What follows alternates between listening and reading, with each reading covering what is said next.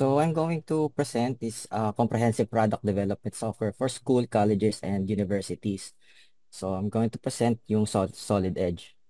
So again, I'm Cedric Tapales, so one of the solution specialists here for CIM Technologies. So here is my agenda for today. So first I will introduce Solid Edge, and then I will show you the Solid Edge in action, yung hands-on demonstration niya. And then other summary of solution for mechanical design. And then we will have our yung Solid Edge academic bundle, and then yung mga curriculum, material, certification, and competition. And then we will have our Q&As. But if you have a question along the presentation or the demo, so feel free to ask lang. So you can just type your questions in the chat. So first, so let's yeah. So introduce Solid Edge. So Solid Edge is a comprehensive and scalable product development portfolio. So ayan, so when you say portfolio, it's a compilation of solutions. So it's either for mechanical, electrical, manufacturing, publication, data management, simulation, and so on. So Solid Edge is under the Accelerator. So Accelerator is another portfolio. So Accelerator naman is a comprehensive integrated portfolio of software, services, and application development platform. So everything here sa Accelerator and within Solid Edge, all is a unified platform naman. So it brings together engineering, manufacturing, and data management capabilities. So it enables yung sa school natin and companies to connect to people, processes, data, and across the entire product life cycle. So these are some industry sectors that have successfully targeted with Solid Edge, so including here yung industrial machineries, industrial food processing, agricultural, energy and utilities, yan, and so on. Yan. So it is important yung sa CAD na gagamitin or CAD software na gagamitin natin. It's easy to use and easy to access. So it is easy to use. So it has an extensive use of tutorial, ribbon bars to speed up our learning curve. It is also an adaptive user interface to learn our typical command usage and predict our next step. So it's also easy to access. So may choice ta if for perpetual or subscription licenses yung gagamitin natin. And then free software din siya for 2D users and students and sa mga startups. So for free 2D siya, so pwede siyang i-search lang. So Solid Edge 2D. So may lalabas na din na for ano na siya. Downloadable naman yung exe file niya. And then it's supposed to be ano siya, future proof. So Solid Edge is based on Parasolid geometric modeling kernel. So ito ay owned and developed by Siemens. So it is used by 300 plus software application. What it means is yung mga files natin from other CAD files. So kayang-kayang basahin to ni Solid Edge without translation. Ayan. So it also support industry standards like yung mga DXF, IGS, StepFile, and OpenIDX. Ayan. So show ko lang yung ano niya sa demo. So but before we proceed, so show ko lang tong ano na to, short clip. So this is from Master Mover. So it's an electric tug manufacturer. So basically parang yung product nila is pallet truck na motorized. So pang lift siya ng mga heavy objects. And so this is one of the companies in the global market that uses Solid Edge software for their product. Ayan. So for this demo, I will be modeling this part yung nasa right side. So part siya ng assembly nito yung nasa video kanina. So ayan. So share ko lang ulit yung screen ko.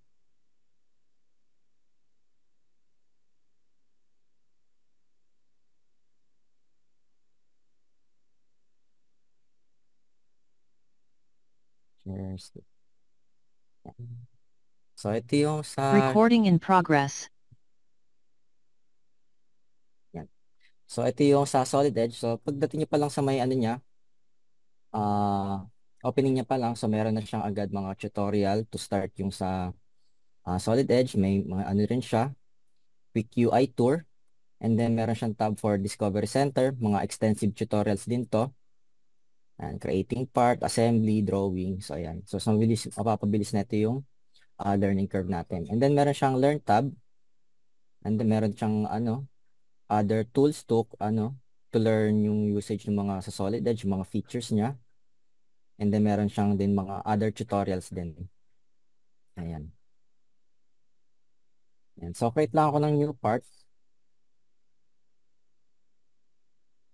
Ayan. So sa creating a new parts, so typically, you can create sketches.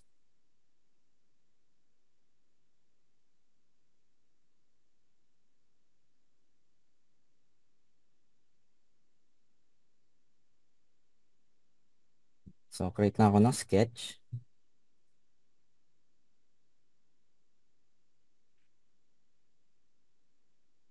From from our sketch, so pwede ko na siyang i-select to extrude.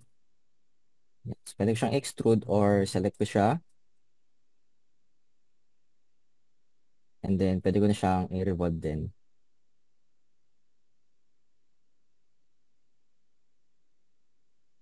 So pwede ko siyang i-revolve. So yung mga ergonomic lang siya, features. So although andito naman yung mga commands niya. So upon selecting lang yung sa regions or yung surface niya or yung faces, pwede na natin siyang gawa ng extrusion para magkaroon siya ng solid body. So para magkaroon siya ng solid body, and then pwede natin siyang ito yung mga main features ni Solid Edge, which is called yung synchronous technology. So one of these key features is yung tinatawag na design intent. So yun, sa design intent, yan. So basically, pwede mo siyang i-drag yung mga solid faces natin. Kung napapansin nyo, nag-interact din yung sa other face niya. Yan. So nag-extrude din siya. Since may symmetric, siya, meron siyang symmetric relation. So since naglagay tayo sa gitna nung sa WCS natin, yan. So pwede naman siyang i-off. Yan. Then pwede ka rin gumawa ng sketch sa natin, solid sa body natin. And then automatic ma-identify niya na to as two surfaces. So pwede ko na rin siyang i-extrude or i-revolve din.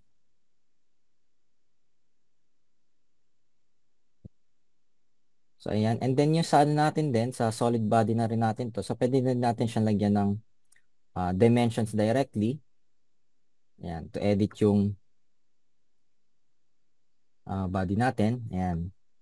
So usually sa ibang CAD files kasi, ang kaibahan nito ni Solid Edge is hindi mo siyang pwedeng gawin yung mga ganito. Yung directly mo siyang i-edit from the solid body. Yan. So yung kinaganda ni Solid Edge. So pwede rin pa rin tayo maglagay ng sketch. So yung maglagay ng sketch, and then so create ako dito ng cutout. So sa sketches din natin, meron din tayong mga relationship. Yeah, so pwede rin natin siyang lagyan.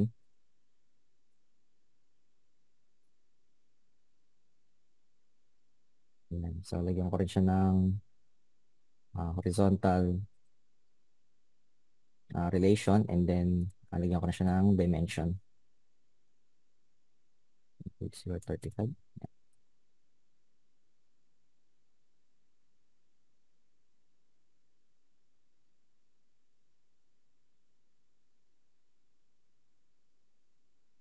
So, ganun din, similar din. So, sasali ko lang din yung mga niya,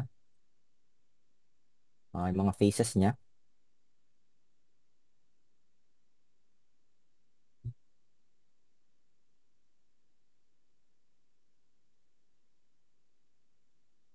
Yan.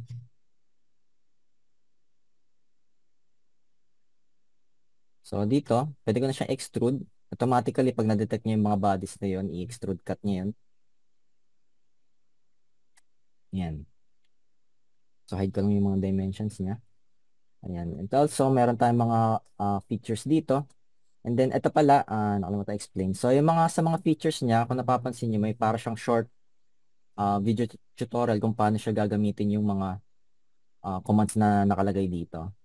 Ayan. So, pag sa paggamit ng mga features natin or sa mga, kahit sa mga sketches natin, so hindi tayo malilito kung paano siya gagamitin or paano siya gagawin. Ayan. So, may short tutorial naman siya. Ayan. So, gamit tayo ng round feature.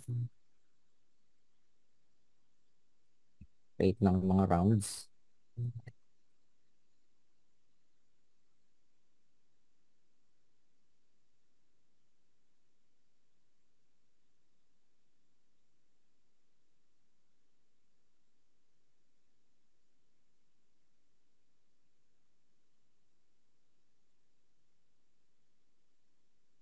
And then select. So, ayan, meron tayong rounds. And then, you can also create holes.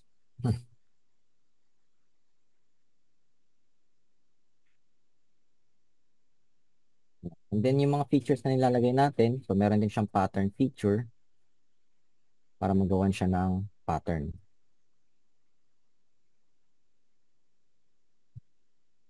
So, let's say tapos na yung ano natin, yung model natin, and then nagkaroon siya ng revision. So, let's say, karoon tayo ng revision. So, for example, kailangan ko lagyan ng angle tong extrusion na ginawa natin, including yung holes, tsaka tong cutout na to. Now, typically, sa ibang CAD software, hindi mo may edit yun. So, ang ano kasi ni Solid Edge is, ano siya, direct 3D modeling. So, you can directly edit by selecting yung mga features niya. So, hide ko lang muna to. Selected na to. So, using to, tawag dito is steering wheel. So, pwede ko siyang lagyan ng angle. So, for example, gawin ko siya ng 5-degree angle. Ayan. So, sa isang edit, yung pattern hole natin, yung cutout, and then yung sa extrusion na ginawa natin, na-edit natin siya in one edit. So, typically, sa ibang CAD softwares natin, pagka tinry natin, hindi natin siya may edit since ano siya, naka-ordered or history-based yung modeling niya. So, kailangan mong mag-step back sa mga features na ginawa mo initially to edit. And then, usually mga CAD files na yun is ano siya, naka-base siya sa sketches. So, sa atin, ito lang yung sketch na ginamit natin. So, ito lang. So, hindi siya nagbase masyado sa sketches. More on sa 3D modeling. So, mas mabilis natin siyang makapag-model in terms sa 3D modeling natin. Ayan. So, let's say, tapos na tong part natin. So, pwede ko na siyang i-save. So, save ko na lang siya dito sa desktop.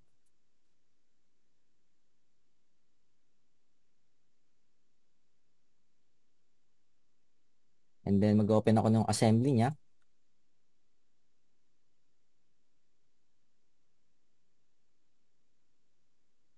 So, wait lang natin siya ma-open. Ayan. So, nag-display siya. So, dito natin siya ilalagay sa gitna na to. So, ito yung nasa video kanina. Yung product nila. So, insert ko lang yung part ko. So, before pala natin muna siya insert, hide ko lang muna iba niyang components. So, para lang malinis siyang tignan. So, hide ko na rin iba niyang components.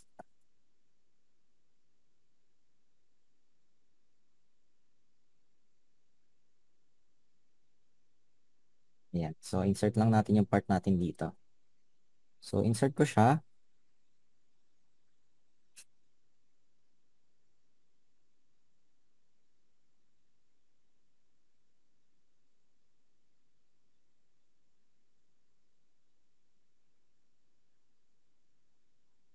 Yung sample part to. Yan. So, yung sa sample part natin, meron din siyang feature dito na pwede siyang i-preview.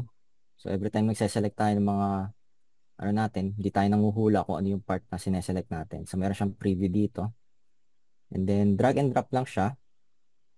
Yan.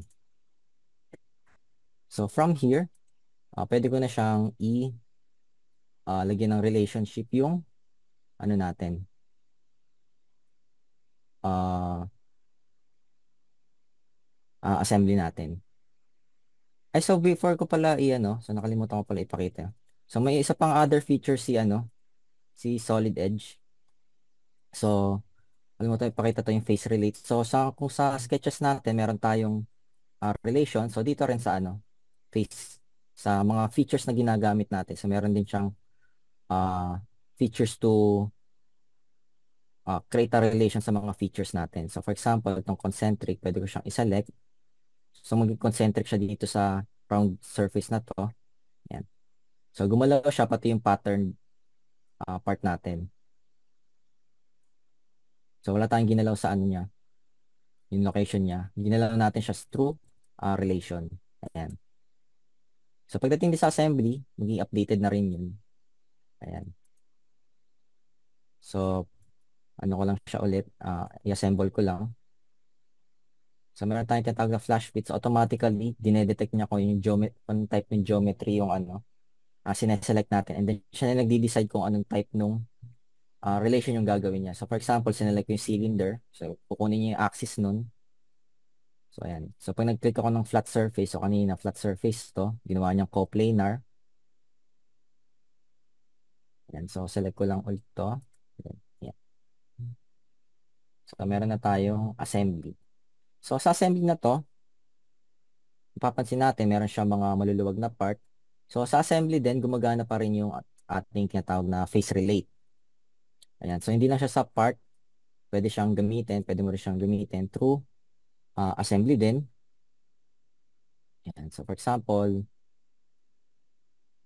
so, pala muna iyan, no? Ayan. So, select ko lang tong surface na to. Select ko tong face. Ayan. So, napansin niyo, pagdating niya dito, nakakonect na siya. Pero itong side lang na to, since naka-off yung symmetric relation niya. Pero pagka inon ko siya, ayan. So, both sides, gagalaw na siya. Ayan. So, pwede ko na siyang select. And then, pwede ko na rin i-select to. Ayan. So, pwede ko siyang i-connect yung mga flat surfaces niya. So, ang improvement na ito, mas mabilis siyang mag-ano, kahit gumawa ka ng part sa mismong assembly and then ang gawin mong reference is yung mga parts ng assembly mo. Para hindi mo na kailangan maglagay ng dimension and then da-dimension na siya pagdating sa part. So, ayan. And then sa assembly natin, meron tayong inspection tool. So, check natin kung yung parts ba natin is may interference sa mga contacting parts niya. So, ayan. So, sa case na ito, meron siyang contacting parts. Ayan. So, pwede natin siyang i-edit. So, pwede siyang i-edit through sa assembly pa rin. So, pwede ko siyang i-edit. So, tweet ko lang itong isang part na to. Edit. Yan. So, babalik tayo sa part environment. Although, sa part na to, pwede kong ilabas yung assembly pa rin natin. Ayan. So, ganun lang din gagawin ko. Select ko lang to. And then, select ko tong interference niya para mag-coplanar siya dito sa face na to. So, ganun din dito.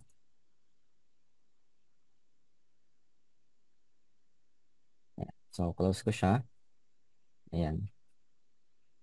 And then, pagka-inspect ulit natin yung interference niya sa parts na to.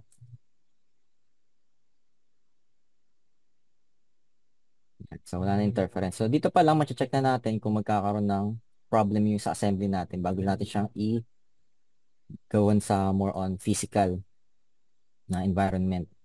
Ayan. So, pagkatapos natin mag-ano, sa assembly, syempre yung part natin, gagawin natin siya ng drawing. So, pwede natin siyang gawan ng 2D drafting niya.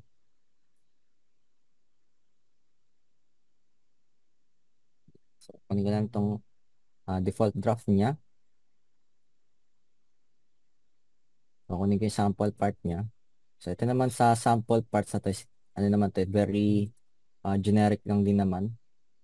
Yan. So, pagka-place nyo nung ano, from i-reference itong front view natin and then from there, kung saan ko i-drag yung mouse, so mag-create siya ng uh, nung other drawing views. Ayan. So, ganun din naman. So, pag-create ng mga drawing views, para mag-create ng mga dimensions.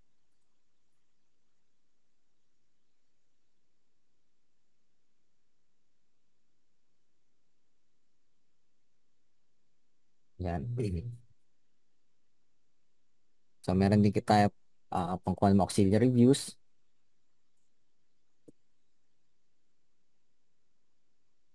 Ayan, para mas makuha natin ng mas accurate yung iba niyang parts.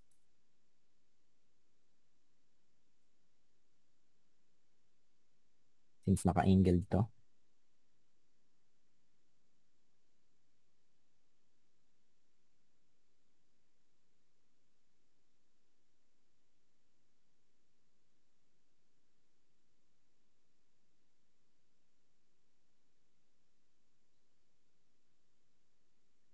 Ayan. And then pwede din tayo maglagay ng mga annotations niya like sa mga circle. And then center lines.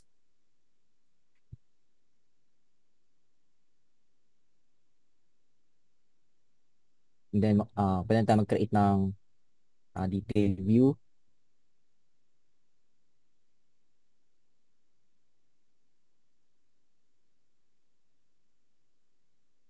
And then section view. So before pala mag-create ng section view, kailangan ko mag-create ng cutting plane niya. So for example, dito, select yung direction, then yung section view, select ko lang yung cutting plane. Ayan. So meron na siyang section view. And yung broken out. So itong broken out, typically, usable to pagka, for example, sa assembly natin or sa parts natin, meron tayong gustong mapakita within sa parts natin. So for example, sa drawing view na to, so hindi ko kita yung loob nito. So pwede akong gumamit ng broken out. Ayan, select ko lang siya. Then create lang ako ng closed loop niya. Ayan, so for example, dito. So close ko siya. So pwede ko siyang i-specify yung depth niya kung hanggang saan yung ikakat niya. Or pwede ko siya i-specify dito. Or select ko na lang sa ibang drawing views. And then select ko lang yung view niya.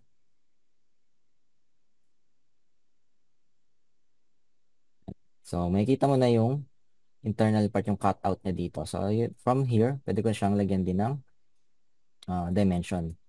Ayan. So other features is yung may mga tables dito. So meron tayong tinatawag na whole table. So for example, specify natin yung mga locations nung table natin. So for example, here, dito ko siya i-specify yung origin niya. And then isa-select ko lang yung mga whole features niya. And then automatically magkakreate na siya ng table. Ayan. So other features pa ni 2D drafting is yung so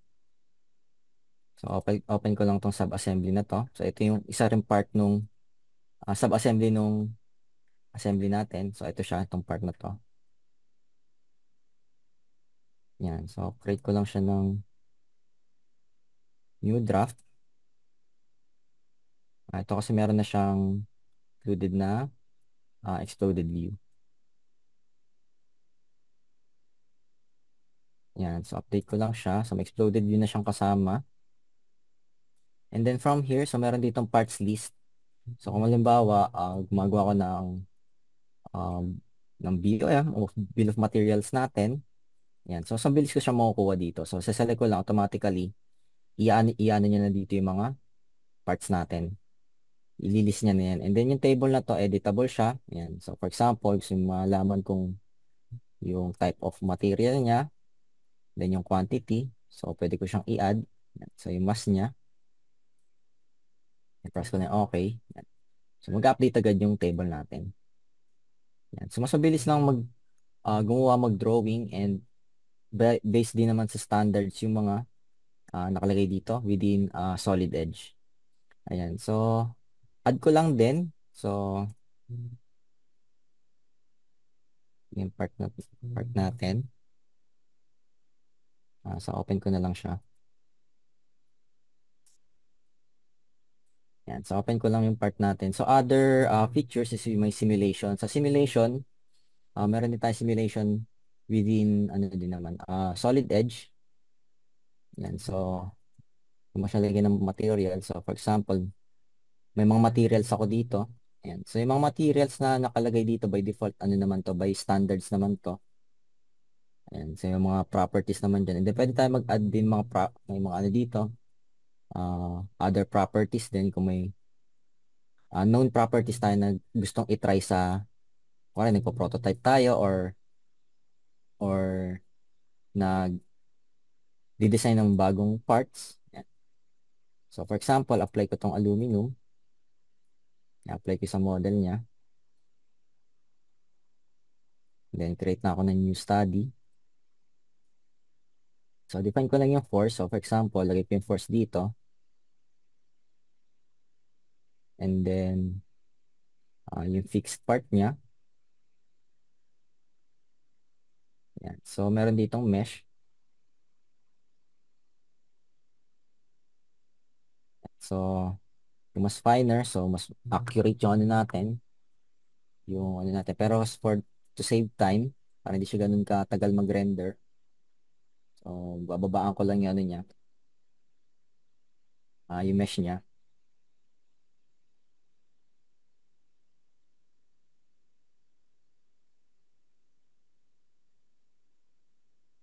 Yan. So, ayan yung magiging result niya. So, although medyo exaggerated yung ano niya, deformation niya. Yan. So, meron tayong mga color grading dito kung saan yung pinakang critical na part. And then yung color bar natin kung gaano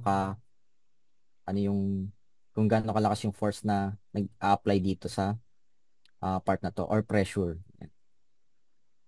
So, may mga display options dito kung gusto mo lang deformation. Yan, pwede natin siyang i-close. And then, pwede natin i-select yung animation niya para mas ma-visualize natin na maayos or ma-present. So, may other, ano rin siya, data selection for stresses or displacement. Ayan. Kung gaano kalayo yung magiging displacement ng part na to. Ayan, naging from here. Ayan. So, nakalagay dyan 2.5 to the fifth yung displacement niya. And then, pwede siya mag-create din ng report. So, yung mga kay-create niyang report is typically from displacement, stress analysis, total translation niya, and then ayan. So, naka-doc files na siya. So, included na lahat dito yung mga details niya, mga properties, ano yung material niya, yung mga geometry, ano niya, and then yung material, and then yung mga loads na in-apply natin. So, ito, 1,000 newtons lang yun ako, nilagay ko. And then yung mga mesh information natin, and then yung displacement, ayan. And then may visual, ano din siya, visual representation din siya. Ayan. So, ito yung mga result niya for stress analysis, stress result, yung mga factor of safety. Ayan. So, yun yung some features ni Solid Edge. So, may questions ba tayo regarding dito? Before lang ako mag-return, bumalik saan? Presentation. Proceed lang, bro. Sige. So, share ko lang ulit yung sa presentation ko.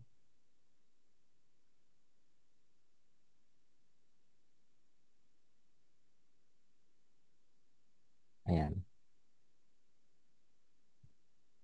So, bukod sa 3D mechanical capabilities ni Solid Edge, so may other capabilities din siya. So, ito yung mga key challenges na katulad yung sa typically key challenges natin for mechanical designs. So, may other solutions din dyan si Solid Edge. So, ayan. So, ito naman, typically ito sa Team Center Share. So, ito, para siyang basically cloud-based to. So, para siyang Google Drive or OneDrive. Okay, bahan lang. So, pwede mong i-open yung CAD files mo dito.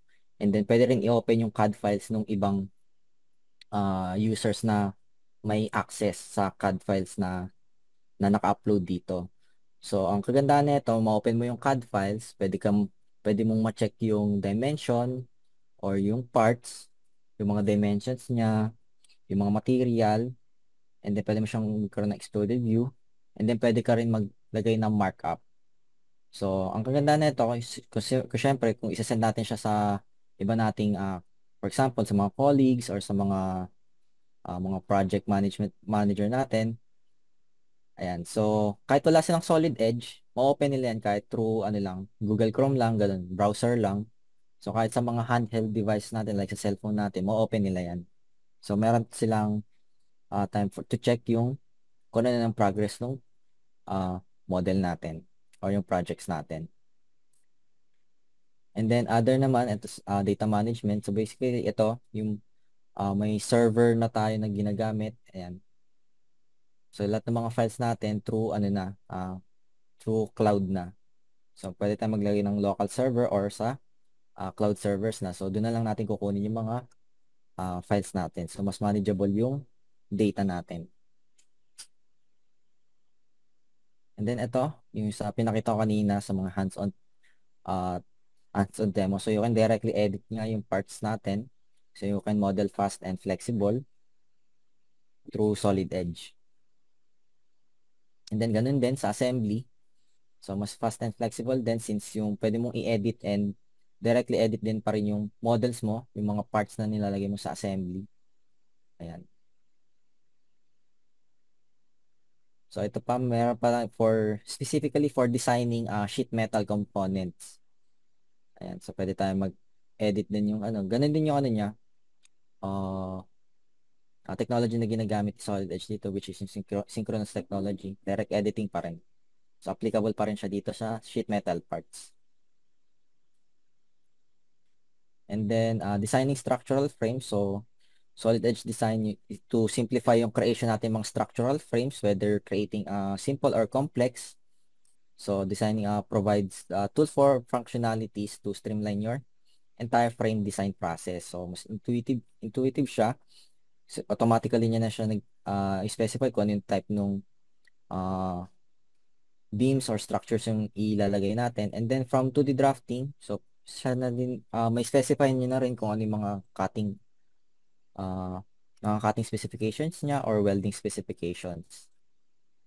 And then generative design, so ito integral part siya ni Solid Edge. So it's a tool for designers. So di na siya, so there's no need for a dedicated specialist to creating optimized part. So basically, gumagamit na lang siya ng algorithm to automatically generate other multiple design alternatives based sa specific goals or constraints dun sa parts na nilalagay natin. And then ito yung mga recently added na features, so new technology to Solid Edge which is yung subdivision modeling. So to create aesthetic yung mga surfaces to Solid Edge. So it's a great way to create aesthetic or smooth forms with subdivision modeling. So you can start with your basic mesh and then use yung mga polygons niya to control yung desired shape. Basically para siyang clay na hinuhulma mo. Ayan. So yun yung subdivision modeling. Ang kaibahan nito kasi ang subdivision modeling is gumodel ka na through solid body na agad. So typically kasi sa mga CAD softwares natin, nag-umpisa tayo sa surface. So wala siyang laman pagka nabuo siya in 3D. So ito solid body na siya, meaning may buo siya hanggang sa loob niya. Hindi lang siya surface. Ayan, sa mga designing plastic part components, so ganun din, paggamit din ng subdivision modeling. So dito may extra commands lang din, yung creating walls, vents, mga ribs. So na typically makikita nyo sa mga plastic part components. And then ito is mga sa simulation, so mga analyzing structural or analyzing yung mga static loads, buckling, vibration, or heat transfer. Yan, so available din siya for kay Solid Edge.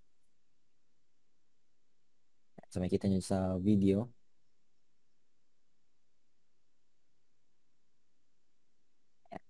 So bibigyan niya agad yung result based dun sa mga constraints na nilalagay natin. And then for reverse engineering, so designers can accurately capture, recreate, and modify yung existing physical objects. So basically, gumagamit tayo dito ng 3D scanner to scan yung physical objects natin, and then automatically ita-transfer niya agad into a CAD file. So pagdating kay Solid Edge, konting edit na lang yung gagawin doon sa scanned file na yun. So typically kasi marami pa siyang idadaan na translation bago mo siya ma-edit. Dito kay Solid Edge, may edit mo na agad siya. And then you can import 3D CAD file from different CAD software platforms. So yung sinabi ko kanina, since ano siya, para solid geometric kernel is owned and developed by Siemens. So mostly nung platform na yon, ng CAD modeling platform na yon is gamit din na other CAD 3D CAD softwares. Ayan. So pagka magta-transfer ng files or magta-translate ng files, so hindi na siya fully required pagdating kay Solid Edge. So pwede siyang i-directly input na kay Solid Edge and babasahin niya na agad yung CAD files na yun without translation. Ito naman, reuse of existing designing data. So ano lang siya, parang search. So typically nagsisearch tayo sa mga folders natin, sinesearch natin yung mga file name natin. Dito naman, sinesearch niya is yung shape.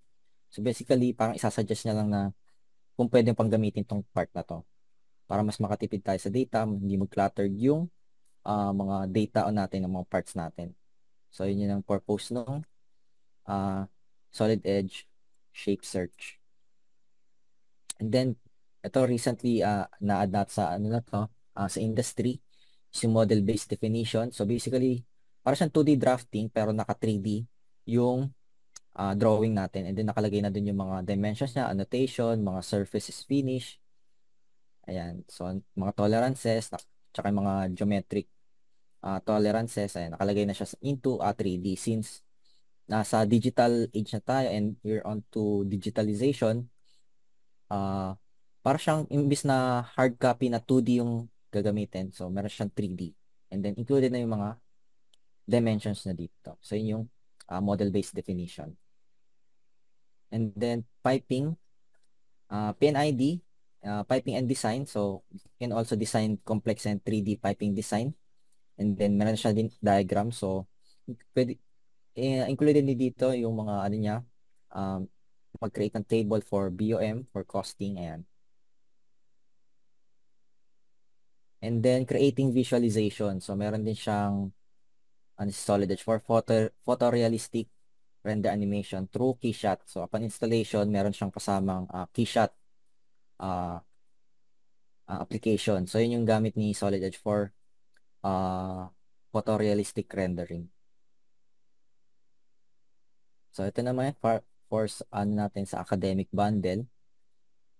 So since si Solid Edge is a comprehensive set of modules to support your academic teaching or coursework and projects. So ito yung ano niya, academic bundle niya.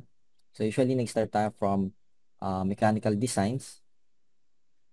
And then from here, pag nag-search tayo for expansion, and so pwede natin include din yung other modules like sa electrical, simulation, manufacturing, technical publication, data management, and cloud collaboration.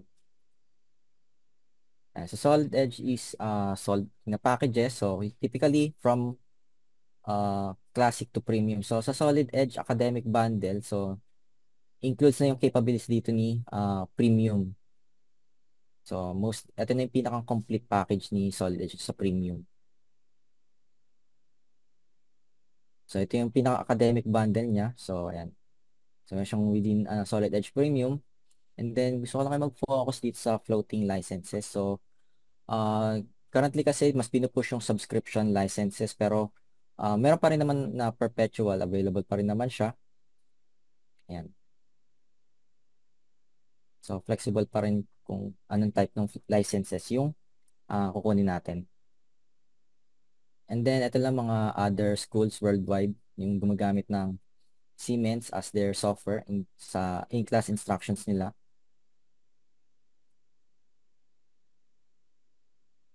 So ito yung Solid Edge Academic Bundle natin. So, in-offer natin support yung mga from STEM teaching in academic institutions globally. So, may other components po tayo for the program to include an online training. Yan.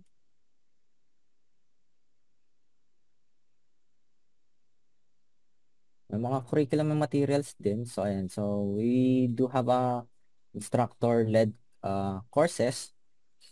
So, may mga course style ma-learn natin, tools and resources. So, tiniteach na yung mga fundamentals, like yung sa mga fundamentals, assemblies, and sa mga advanced din. Yan. So, meron din tayong portal for the instructor and then students na pwede nyo rin i-download yung sa may Solid Edge student version. Yan. So, may difference lang doon is yung sa mga 2D drafting niya.